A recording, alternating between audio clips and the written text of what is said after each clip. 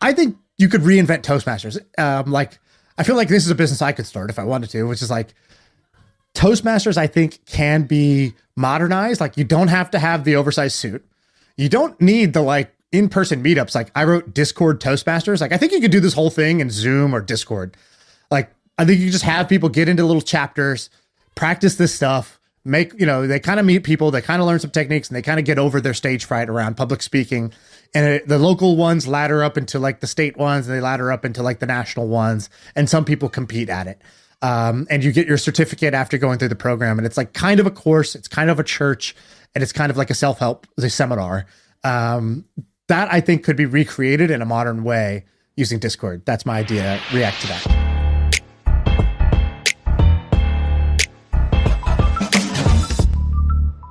All right, what up? It's my first million. It's a podcast that will change your goddamn life.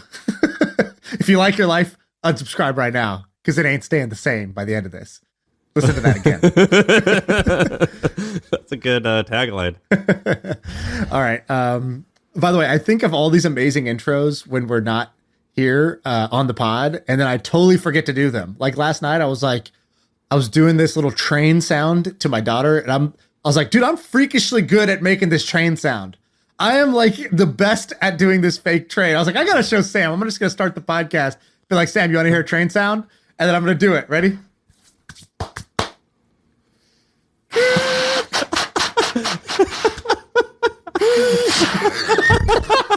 Hold on, that's not good. This is the stupidest shit ever. See, why does anyone listen to this?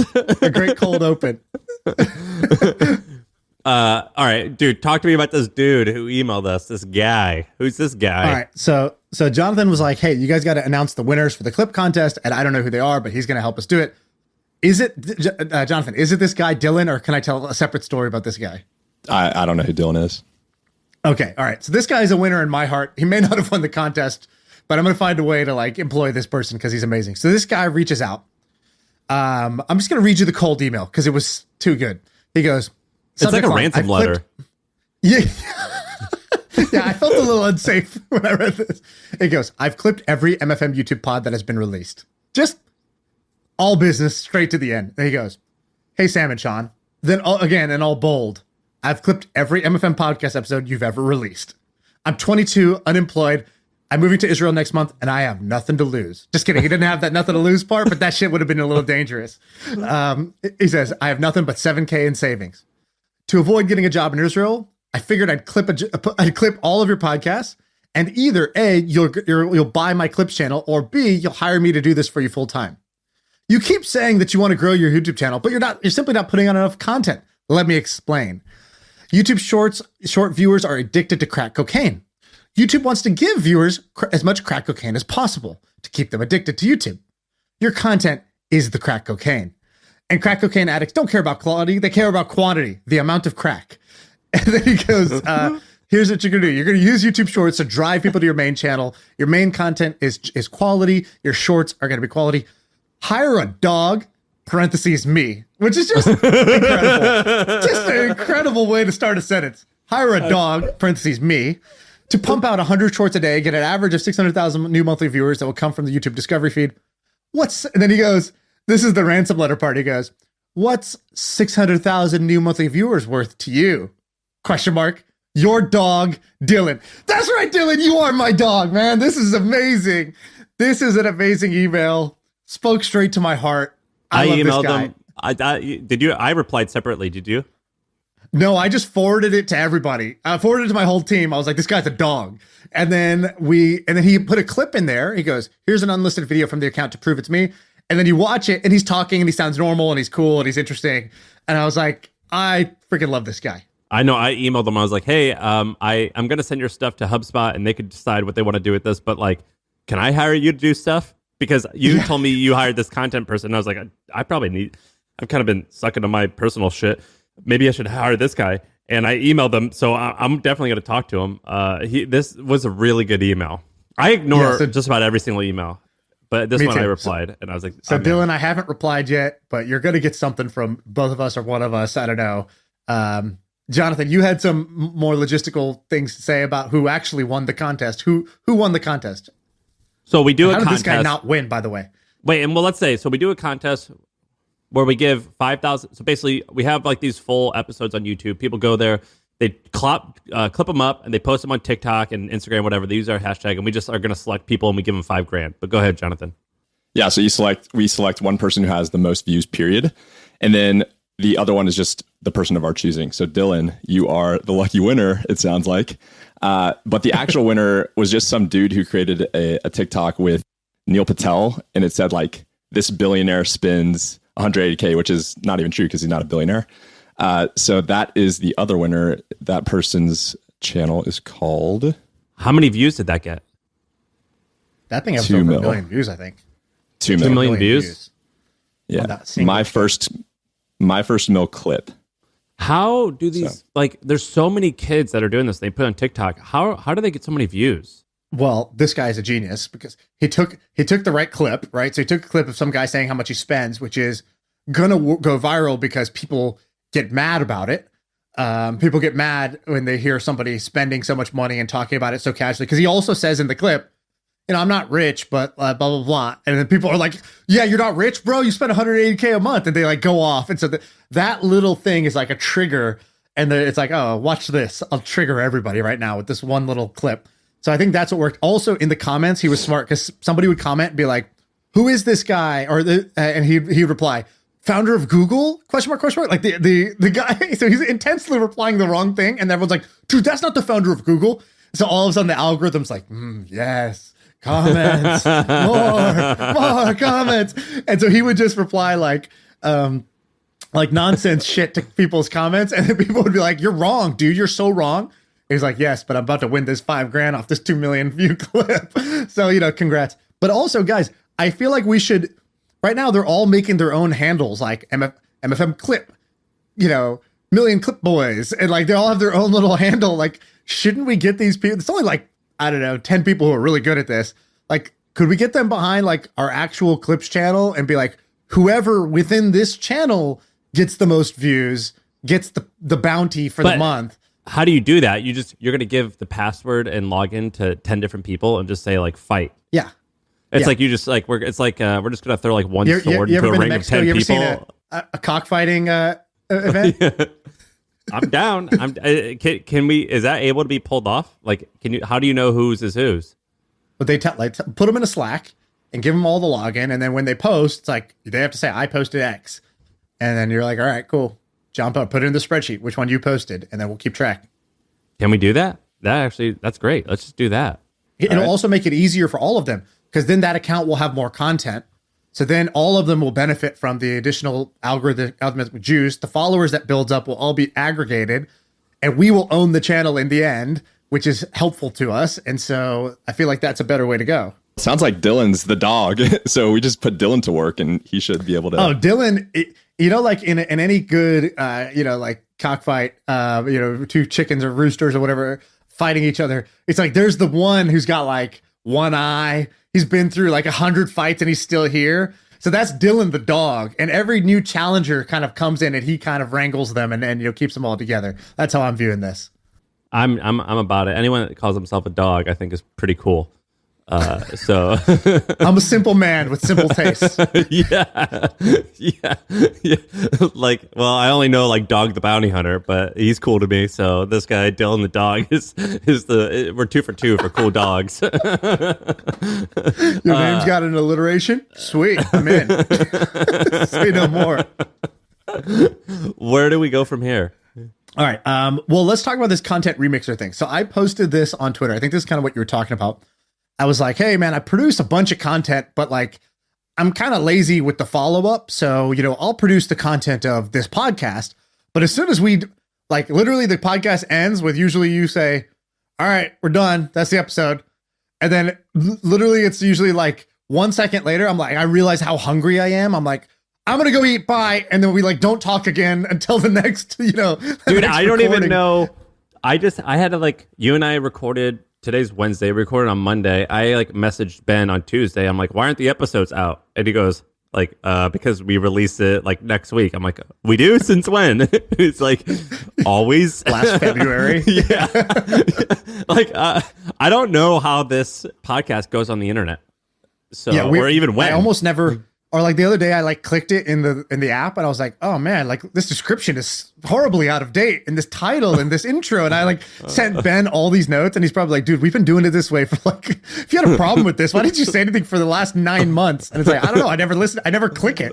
Like, I'm here for the live show. I don't go to it after the fact. It takes up a lot of space on my phone. In fact, I delete all the episodes, and so I'm not really the right listener. But anyways, long story short, I put out this tweet. I said, hey, I want to hire a content remixer. Basically, I put out content on a podcast or our newsletter from Milk Road, but that's content that could live, that could be turned into tweets, turned into LinkedIn posts. And like, it seems like that's what smart people do. They like cross post their shit at other places. Like we're doing contests so that somebody else will take our clips and put it on TikTok. So this is this idea of content remixing. And I got a bunch of people interested, which was great. I hired one guy, this guy, Brandon, and he started with me this week, and he's already putting out, like already this week, I'm going to put out more content than I did like the last 6 months, because he's like, all he's doing is taking the best stuff we've already done and just like packaging it into smaller nuggets that can go in all these different places. Which channel? So like, for example, I'm adding a newsletter send once a week. That's just going to take the 3 best ideas or topics we talked about on the pod. I'm just going to compile them into that. Because I know those people, like people who are on my newsletter, they would like this content summarized and maybe even fleshed out, right? Because the podcast is very off the cuff. So sometimes you could kind of trim the fat and do a little extra research, add a little data, and make it even better. And so just take the 3 best things we talked about. So he's doing that. For Milk Road, we put it on LinkedIn, we put it on Twitter. It's like, okay, cool. So there's this idea of content remixing.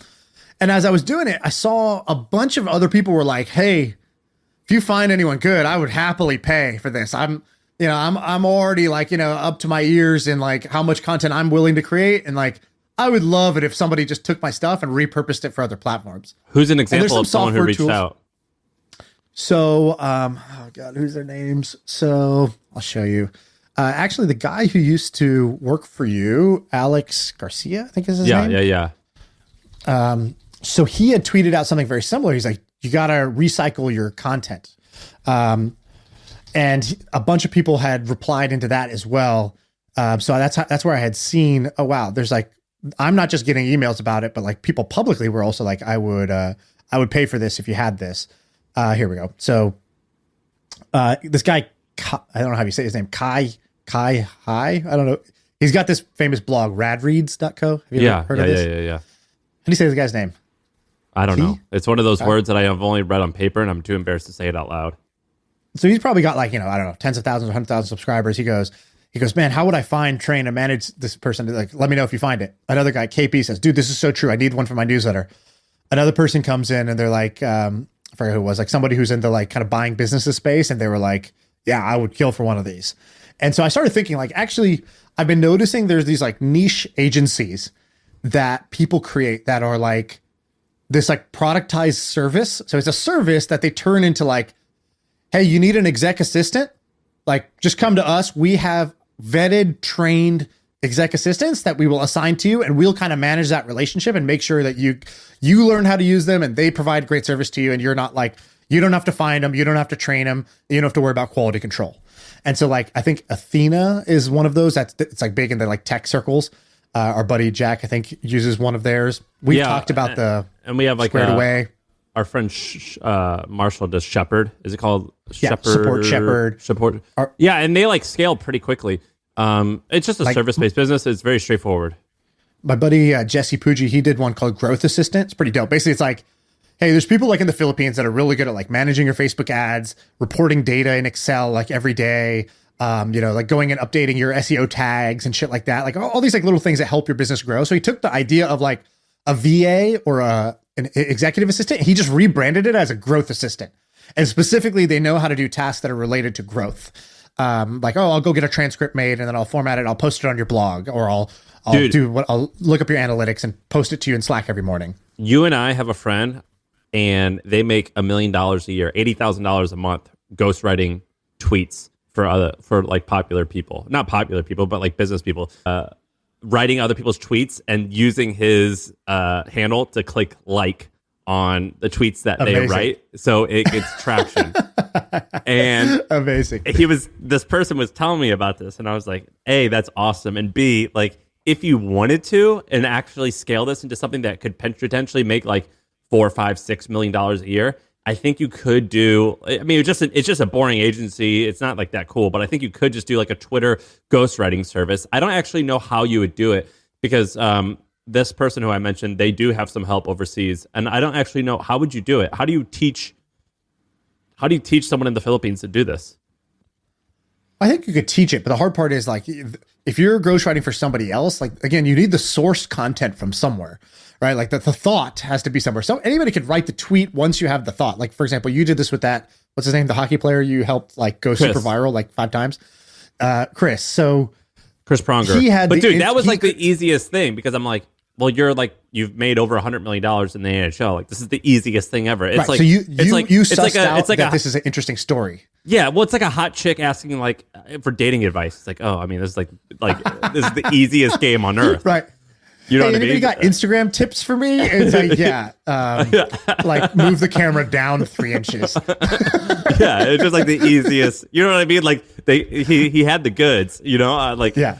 It was easy. That's an easy game. I don't know how you would do that though for someone who's just a computer nerd. Well, I think people do it for companies, right? I think that's where that friend is doing it. They basically take companies, I think that they invest in, and then they upsell them this service for their company content. I think that's the model for the like the CEOs. Yeah, exactly. And so they kind of whatever. I don't know, but I'm interested in these like productized service agencies. I think they can do well. I bet you.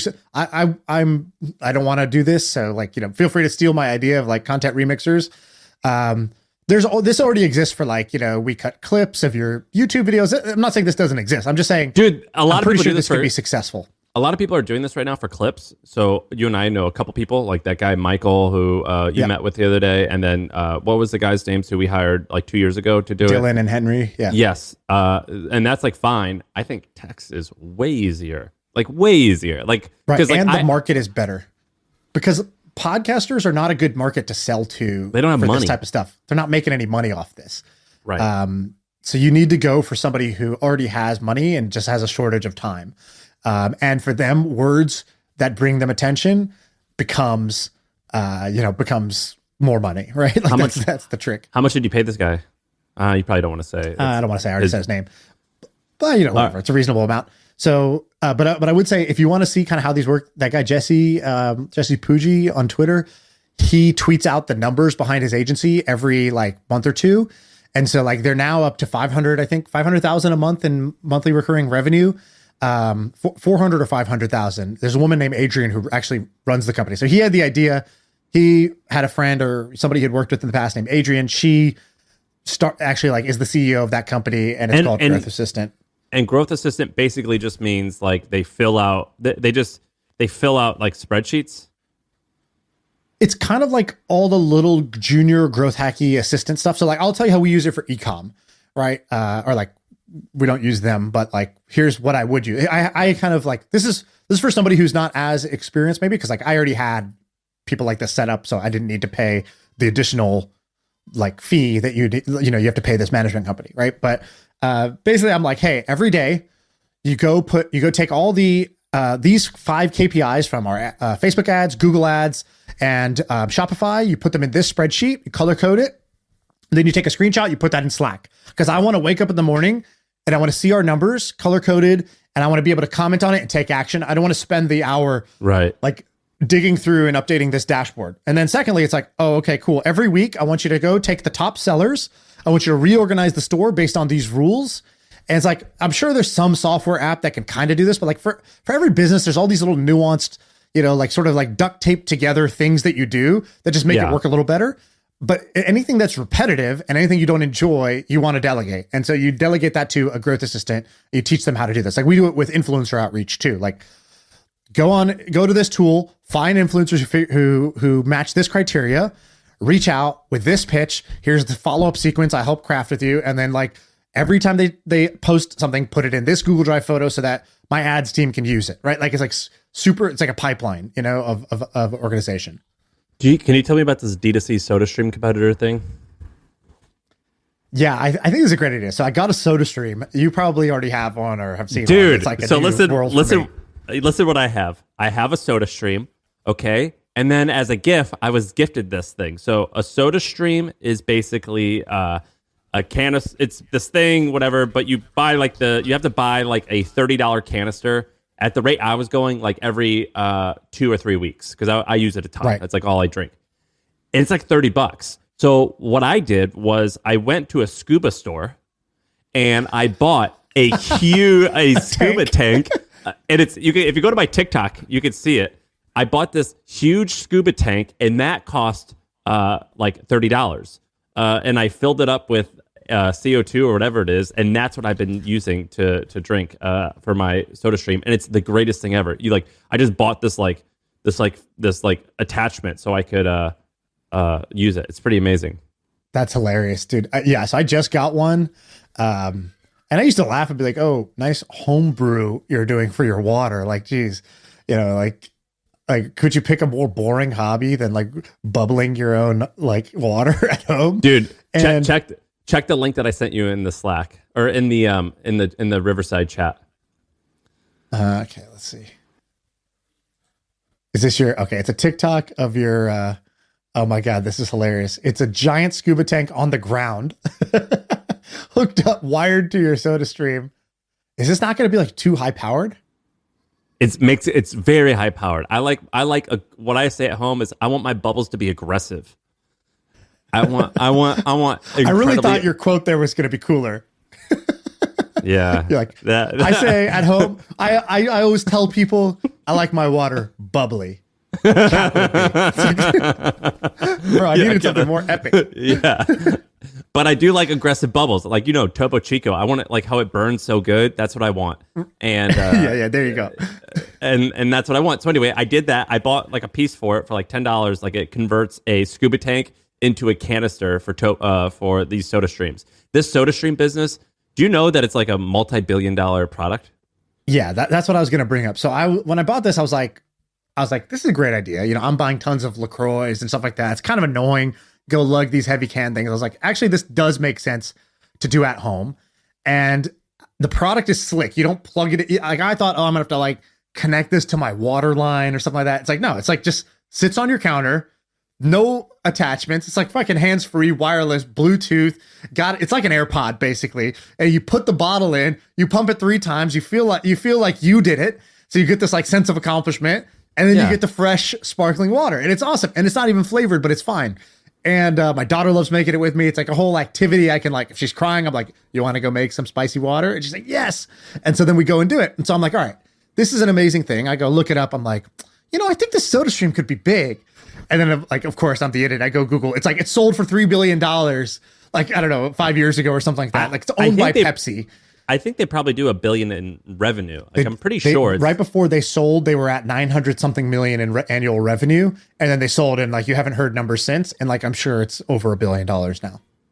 Yeah. I'm pretty sure. So there's 2 businesses in this space that I was shocked at how big they are, and one was Sodastream. I think it's an Israeli company, correct? Like this is off memory. I don't remember exactly. Yes, I believe so. It's an Israeli company that has been around for a bit, and they killed it. Them, and you know what else is just a behemoth? Is Keurig coffee. I think Keurig coffee makes like 5 or 10 or something crazy $1 billion a year in revenue, and it's been parlayed into a holding company that they buy all types of other stuff. Right. Oh wow. Yeah, the other one that's like this that I thought you were going to say is, what's the name of the one that was in offices? And Bevi? I think this is I think it's Bevi. Yeah, B-E-V-Y or I. I'm not sure exactly which one. That was a multi-hundred million, maybe $1 billion company also. And basically it was like, hey, fancy water fountain for your office. Like you can bring your water bottle to this. You can just take a cup. It can do bubbling. It could do flat. It could do warm. And it's like, all right, that's cool. That's better than like, and I think they give you the machine for free, and then you got to like just pay for the canisters over time, right? So, it's the same like razor blade model. I'm like a big soda guy, like to the point of sometimes I go, when I lived in San Francisco, I used to go to this movie theater nearby because they had a freestyle Coke machine that you could use without buying a ticket to the movie. So I would always walk there just to get a cherry vanilla Coke Zero out of the soda machine, the freestyle machine. You know those machines? Of course. They're the best. So I tried to buy one, and you can't buy one of those machines. You have to lease it, and their terms, it's like a lifetime lease. So you have to spend I think $200 a month, and you have to be willing to sign this crazy agreement, and then they have to come every month to refill the thing. It was a pain in the ass. I was like, dude, I just want I want a Coke fountain. This seems pretty easy. Just let me give you money and have it. And you couldn't do it. So these bevi machines, I'm all about. I think they're amazing. And the Sodastream, I think, is also amazing. I have one and I use it all the time too. But I hate going to Bed Bath & Beyond and buying those stupid ass containers. Right. And so I think that there are, but I think that I'm sure some of these are successful. But basically I saw it and I was like, this would make for a really interesting DTC product, because I think this has the makings of what would make a really good DTC product. And then I found one that was really well designed. I can't find the name of it right now. It's like Cell Deck or something. I don't know what it was. Something like that. But basically, SodaStream competitor, but you just say, all right, these guys are selling through Target and whatever. How can I do the normal DTC playbook, right? Get the logo, lowercase, pastel fonts, send it to some influencers, create a juicy offer that's you can get the machine for just pay for shipping and I'll send you the machine. And then now you're on the hook for the subscription of cartridges.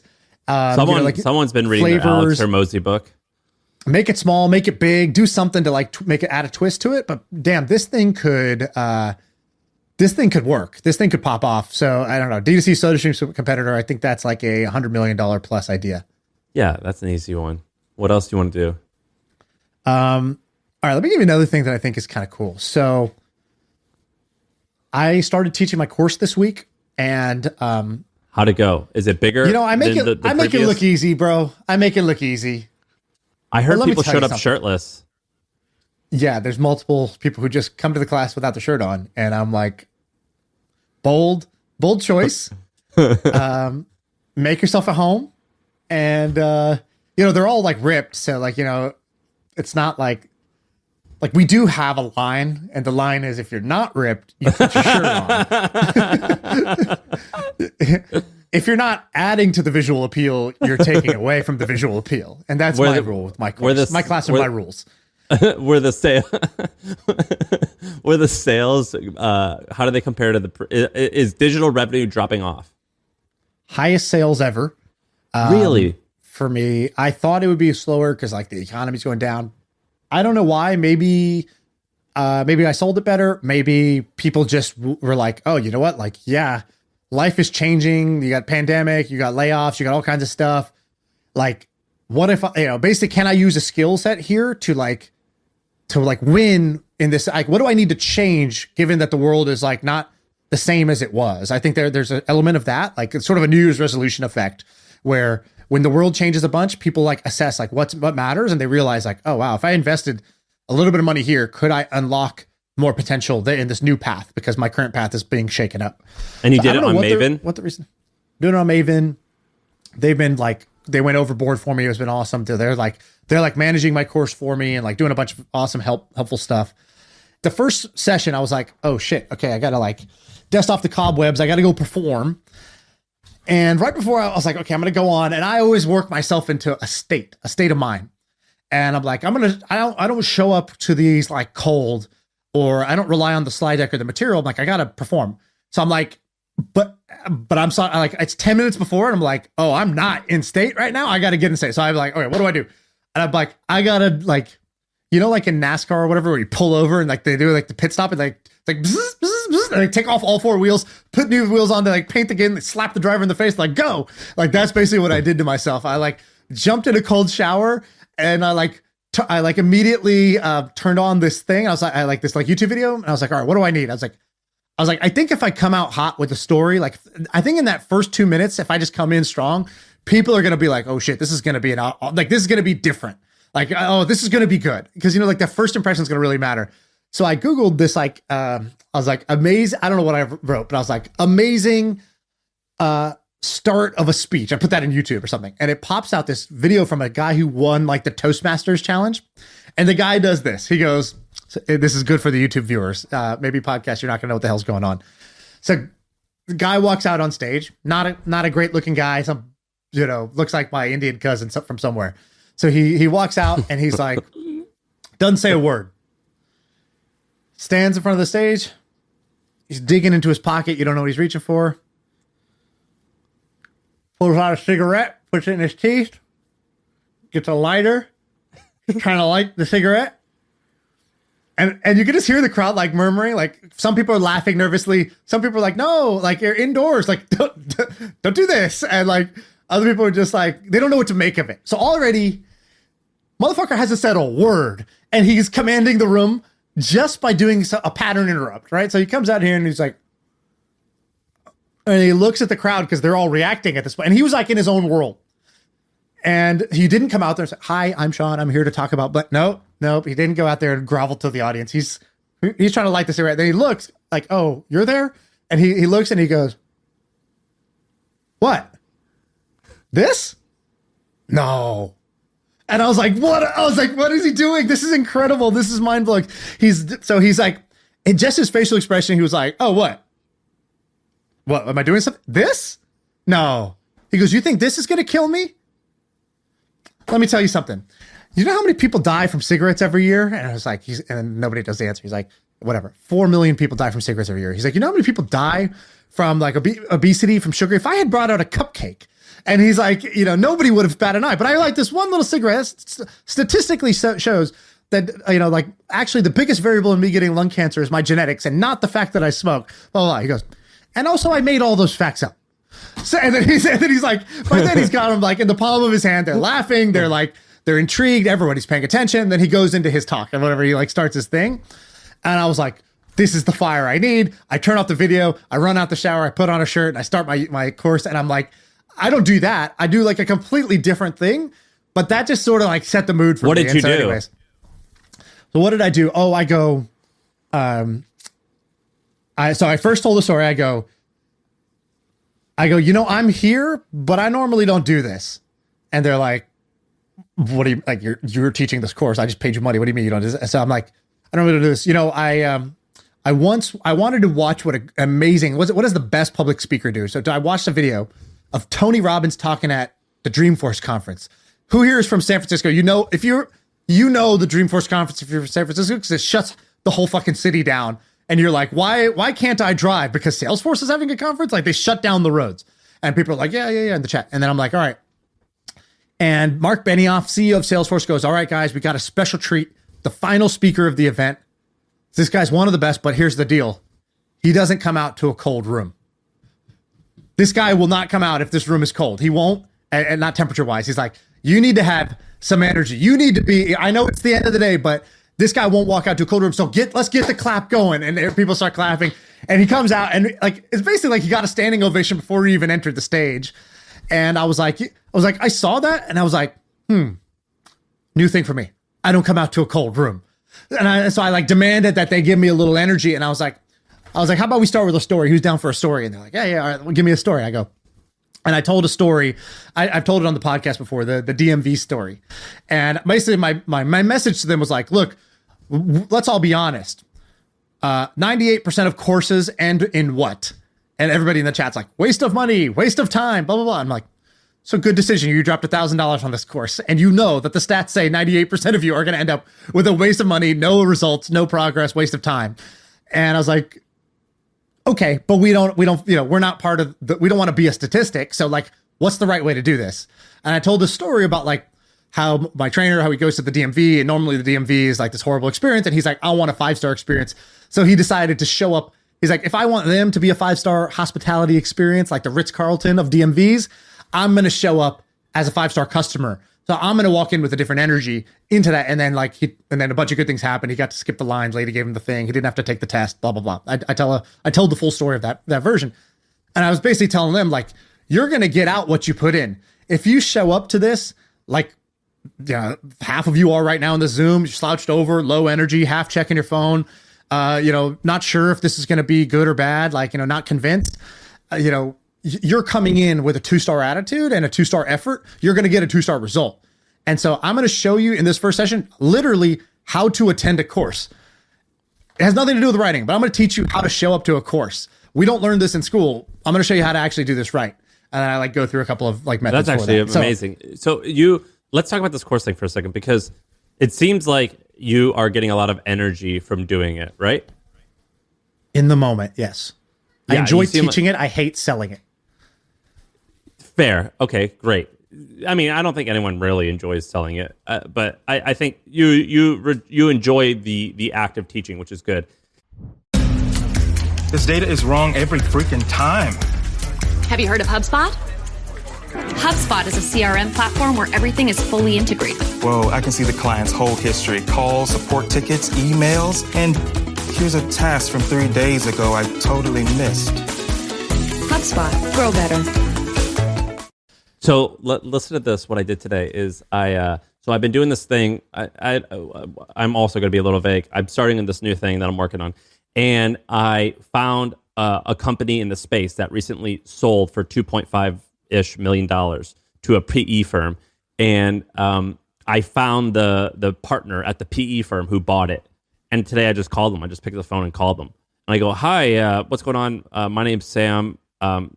Sorry, this is weird, but do you have like 2 minutes to talk?" Do you listen to podcasts by chance? Well, he goes, he was like, well, you're Sam Parr, right, from My First Million? I was like, fucking A, what's up? You know who I am, but the reason I'm calling is basically I'm starting a business that's a competitor to the one that you just bought last week.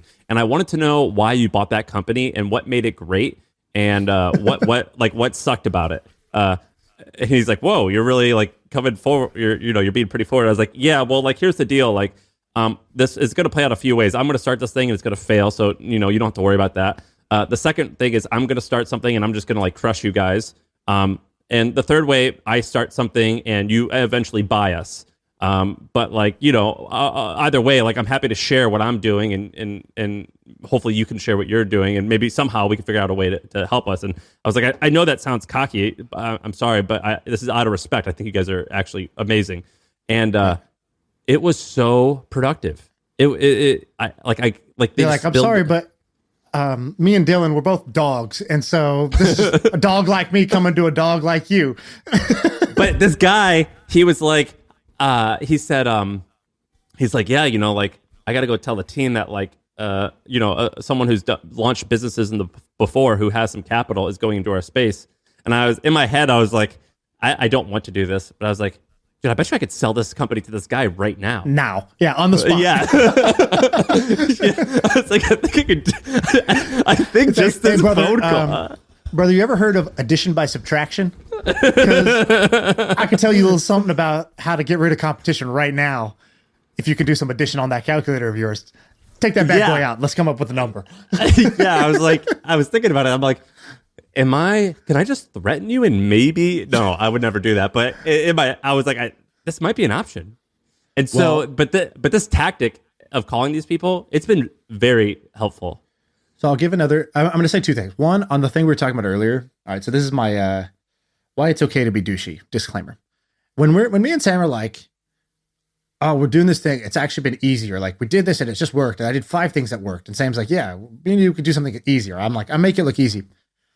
I say that for 3 reasons. Number 1, it's honest. If something is easy, I'll tell you it's easy. If something's hard, I'll tell you it's hard. I'm not going to like say what it's not just because it sounds better or worse. And also, that's the first reason. when we say easy, it can mean simple. Like, it's not actually easy, but it's like straightforward. Intellectually, I know how to do it. I just have to put the effort in. It's also like, for my personal trainer, if he sits down on a bench and there's like, I don't know, whatever, 200 pounds and he could bench it, it's easy for him because he's put in 15 years of hard work so that is now easy for him. And similarly, I got my ass kicked for like 9 straight years from the age of like 20 to 29 with a startup failing over and over and over again. Nothing could have felt harder during that period of time. And so that now things are relatively feel much easier because I'm better now than I was 3, 4, 5 years ago when I kind of sucked. So that's the first part. The second reason that we say it's easy is because this is a podcast and we're trying to be entertaining. The third reason that we say it, or at least that I say it, is I am tired of everybody telling everybody that like shit is so hard. And like, if you go anywhere on the internet, right? Like we joke about the multi-trillionaire mindset, like all of the like entrepreneurship content is like how hard it is. Elon Musk says starting a company is like chewing glass and looking into the abyss. Some companies, maybe. Yeah, maybe for you, bro. But like, I do a power writing course. It's fine. It's like chewing bubble gum and looking at the pool. Like, it's not the same thing. So it's not, if you always hear how hard it is, you kind of have to question the source. Why do they say that? A, it makes them look more heroic. B, it keeps other people from doing it. C, it kind of justifies why I get to be successful and rich, because I'm paying this huge cost. And like, I actually subscribe to a different version of entrepreneurship, which is the way that me and a lot of our friends do things, which is like, we do it because it's fun. It's it's genuinely fun to do. So it's not like this painful slog. That doesn't mean it's like no effort. No, it's pretty high effort, just like playing a game or playing like pickup basketball. You're going to end up really sweaty and tired by the end, but nobody confuses pickup basketball with like digging in a sand mine to like, provide for your kids. So it's like, there's a difference between like enjoyable effort and painful effort. And I would say that for us, what we do is enjoyable effort. And so I think it's important for people to hear that not everything has to be hard and slow and painful. Like there is a version of doing a business that is fun and faster and enjoyable. And I just want to present both, like that both exist, so that you don't like pretend, you don't create this fictional story in your mind that like everything has to be hard. Okay, that's my disclaimer. Did we cross the douche line hard? For sure. Whatever. I'm a habitual line stepper. Yeah. So it's gonna be this line. It's gonna be that line. It's gonna be. Okay. So the thing I forgot to say, by the way, the whole reason I went on that tangent about I make it look easy with the talking public speaking thing was the video I watched was from Toastmasters, which I find to be a very fascinating business. And so I don't know if you know much about Toastmasters. I only know a tiny bit.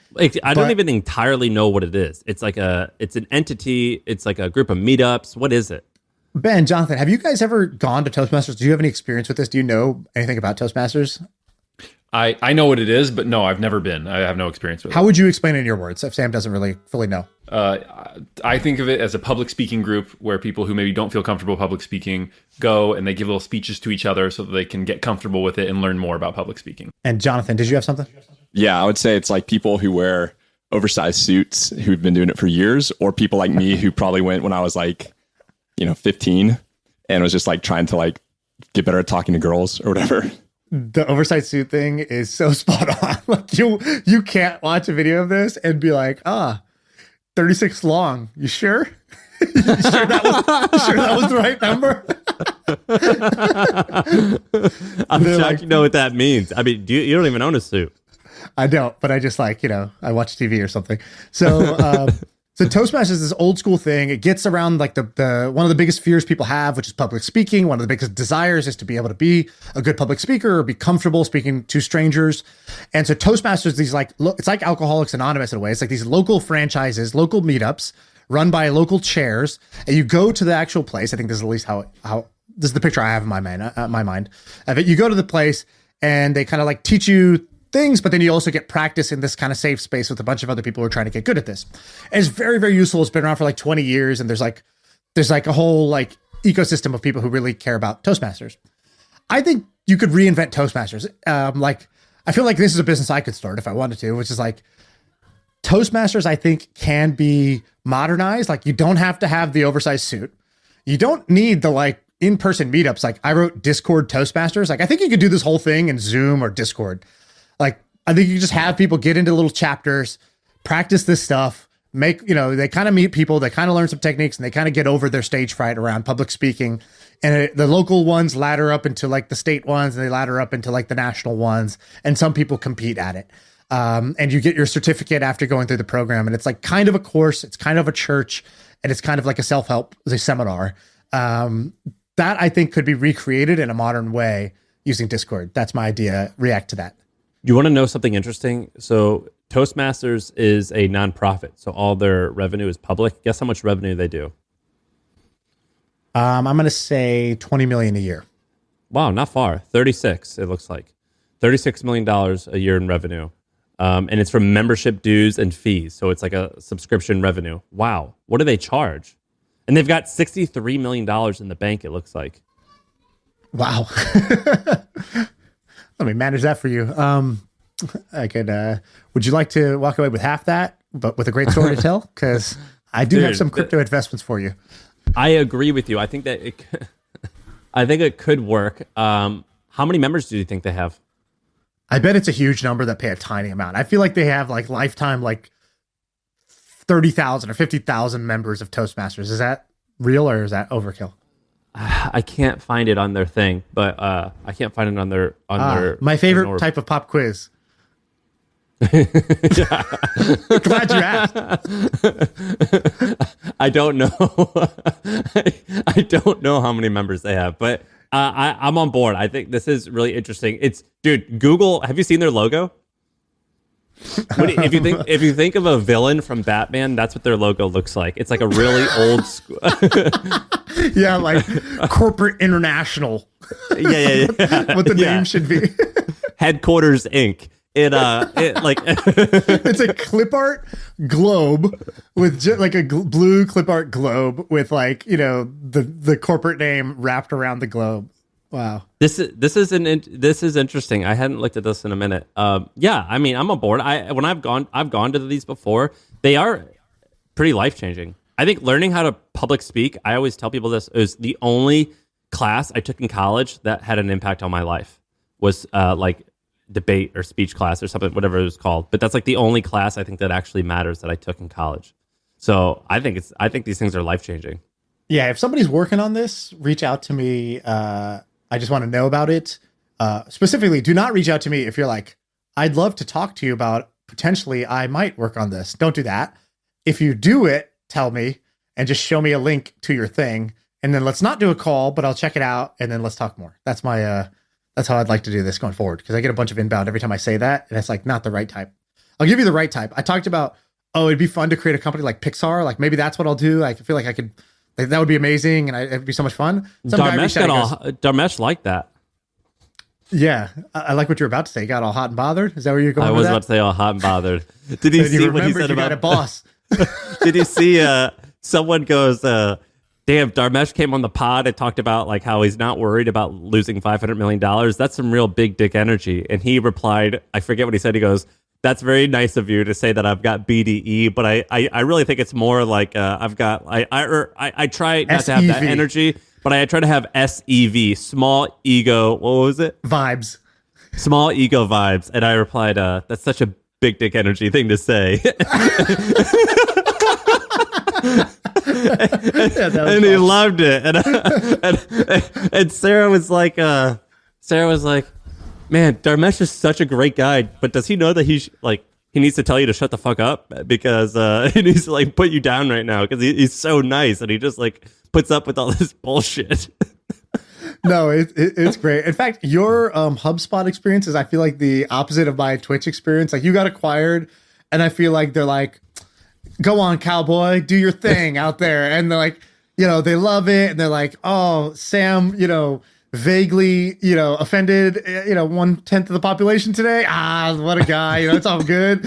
Just, you know, he's doing his thing." Like, and they like engage, they like the podcast, all the stuff. Whereas like, I feel like when I was doing this stuff at Twitch, they were like, "Does this guy work here? Like, why is he just on Twitter?" And like, he just leaves in the middle of the day and goes and records at a studio. And like, what does it have to do with anything that we do here? And I feel like my Twitter personality was like a constant source of annoyance for like 70% of like the management team there. And 30% I think liked it or appreciated it. Like the secure people, they were just like, "It's cool. Yeah, do your thing, man. It's cool. I like it." Or like, "The thing you said was stupid. Here's why it was stupid." And we get into a debate about it and it was all good. But I feel like 70% of people were just like silently like, "F this guy. This guy is no good." Well, what would you have done with you? It depends, you know. That's a great question. That's a really great question. Because my honest answer is I would have been like, "Look, man, I get it. I like what you do. I'm like, basically, I like what you're doing, but I also feel like it's just kind of selfish. Like, you know, you're doing your thing, and it doesn't really have to do with this. So there's kind of like two ways that this can go. Number one, if you're 1 foot out the door, let's maybe go 2 feet out the door. Like, maybe it'll save us both some pain. Like, if that's actually what you want to do, let's do it. And like, then I won't feel like, you know, I don't want to ever feel like you're not like kicking ass for us while that was the agreement. Let's change the agreement if the agreement needs to be changed." The second would be, The second way I'd approach it is, look, I get it. And this is what Emmett did tell me. He goes, I get it. You're not going to be here forever. I wish that you stayed forever, but I know your future is not going to be here. So let's be honest about that. That's fine. He said to me, he goes, when you do start your next thing, I would love to invest in it. Like, cause I know you're not going to be here forever, but I really like seeing how you work. I would invest in you. So that made me feel awesome. It made me really respect the guy. It made me put down my guard in terms of that. Like, okay, I can just be honest with this person, which I think is just a great way to manage somebody. And then the last part I think that I would have kind of tweaked is just let's agree that while you're here, you're going to kick ass in these ways. And here's my deal to you. You kick ass in these ways. You do all these things, but as soon as you stop kicking ass, then let's have a conversation about why that happened. Because I know that if you tried, you would do well. That means if you're not doing well, that means you've stopped trying. And I'm not cool with stopping trying. Like, I'm cool if you're going to spend X% of your energy doing this other stuff and kind of paving your future. But I need to know that at least you're going to kick ass when you are here. I need you to be fully plugged in when you are here. I mean, part of the reason was also that your company had nothing to do with necessarily the stuff that intrigued you and interested you. My company and my job after the sale was to create content, and that's what I'm doing. And for the most part, I do it consistently. Like, we're incredibly consistent and mostly rarely offend people. And also, Dharmesh is cool as shit. So of course I'm going to give him a hard time. Like of course I'm going to mess around with him. But everything we say is flattering for him. At least I think it is. It's supposed to be. But yeah, that's the big difference. Your job is to build this podcast. My job was to do something else. I was building the podcast as a side thing. Like, basically, what I would do is we record these at noon, because that's when everybody else at Twitch goes to the cafeteria to eat lunch. That's when the cafeteria opens. And I would just walk outside. Your office was right across the street, and we built the studio there. And I would just walk across the street. And instead of eating lunch, I would go do the podcast. And then when I got back, I would grab a bite and take it to my desk. And so that's how I kind of did it on the side. Whereas your job is to do this thing, which is quite different. Ben, is the audience going to get any types of value from this total meandering 12-year-old discussion? No, don't do that. You're just fishing for him to say, we sucked, right, Ben? Or maybe we did. Maybe it's okay. No, Ben, give us the full honest take. Don't compliment Sam because he put himself down. So I'll give you a backhanded compliment. Here's the backhanded compliment. I love those. This was a good episode. Is there an OnlyFans for this? really into these. This was a good episode. It was a good episode because the show is about business ideas. And the show is very fun and great, but sometimes we get away from that too much. And this had numerous good business ideas. So the Toastmasters of the future, the whatever, Discord meets Toastmasters, that's an actually good business idea that someone could run with. Or DTC Sodastream, again, it's a good business idea. So remixer agency, that's another one. Remixer agency, kind of tweets as a service is not a business idea for someone else, but kind of could spark some thoughts. So it had it was packed of business ideas. So I think it was a good episode. Ben, you also said it was backhanded, but then you just gave us a normal front-handed compliment. So what was that? No, because I was saying sometimes on recent episodes we don't talk a lot about business ideas. Okay, that's why this one was good. Yeah. Okay. Look, we're getting back to it. If you got 3 interesting business ideas out of this podcast, I will put that up against any other podcast you listen to. How many podcasts are giving you 1 good business idea per hour? I'm dropping 3 with at least 4 to 5 jokes, solid chuckles that will make, the person next to you on the bus be like, what are you listening to? What is that? So, I mean, this podcast was phenomenal as far as I'm concerned. Hey, before we go, we did a whole deep dive on my DM history with Mr. Beast, Sean. Are we going to talk about yours at all? Yeah, I was going to start the pod with this, but I didn't want to, I don't know what the etiquette is on. Is there a dialogue going on? Outing Sam Parr as the only person on this podcast that is not friends with Mr. Beast. And I know that for some people, it's it's your choice. It's your body, your choice. Do you want to disclose that, Sam? But now that we're here, my God. After we recorded the pod about Ben getting a DM call from Mr. Beast, That episode's not even out yet. I checked my DMs yesterday. Look who's here, Mr. Beast. And he's talking about something else. And I just thought to myself, I was pretty happy that it was Mr. Beast, but I was only more happy that I thought, oh my God, this means Sam is the only one of us that didn't get one. And I was over the moon. So that's what happened. Is there a dialogue going on? There's the dialogue, bro. I'm saying words, he's saying words. I'm sending memes, he's sending memes. Actually, it's just me sending the memes, but I'm trying to get a laugh. And yeah, it's happening. We are full-fledged, hot and heavy conversation. I hate you, Mr. Beast. Good. I don't want to talk to you. And Ben, don't tell me if you told him to DM me. Like, just don't tell me that. I need to feel like I did this. But I'm going to put earmuffs on and you say if you told him or not. Ben, I told him, listen, there's these cool guys that I mentor who I help out every now and then. And you should, I think they would really like it. It would like make their lives if you could reach out and like maybe tell them happy birthday or something like that. So I think that's why he reached out. Like a Make-A-Wish Foundation. Yeah. Like, I do with these two guys. They're a little off, but they're like my kid it would brother. mean the world to them. If you would just accidentally send them a word in DMs. Do you, can we get him on here, you think? I brought it up. He didn't bite the first time I brought it up, but now that Sean's DMing with him, I bet it does happen at some point. Well, Ben, you got a little kid. You know when you feed a kid, they don't always bite. But if they don't spit it out either, we say, okay, tomorrow the airplane's coming in again with the mac and cheese, and we'll try again tomorrow. All right. I don't know where we go. All right, I guess that's it.